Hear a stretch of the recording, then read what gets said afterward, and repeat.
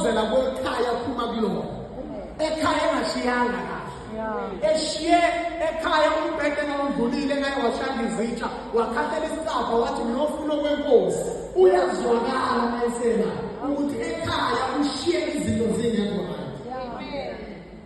Fanele ukuzalwane abakini mabefika la bangabi namahloni, nathi singabi namahloni ukuthi kini uphila impilo enjani. Thani ivangeli iqale ekhaya. Thani ivangeli iqale ekhaya. Thani ivangeli iqale ekhaya. Ivangeli iqala ngekhona. Nakhona abantu kufanele uthuke ukuthi bangakubamba ukuthi uyajona, ugathi uthi awujoni. Abantu bakini musukhathathile. Nakhona kufanele uthuke ukuthi abantu bazothini. Abakini iqala, hayi umfundisi. Musu kubalekela umfundisi, sabaqala labohlala nabo.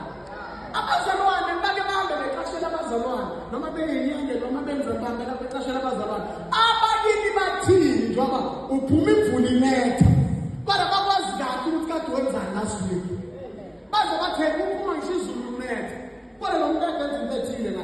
Abakini kufanele bafakaze ukuthi uyakhona usindisile. Say amen. Number 3, ministry to the body of Christ.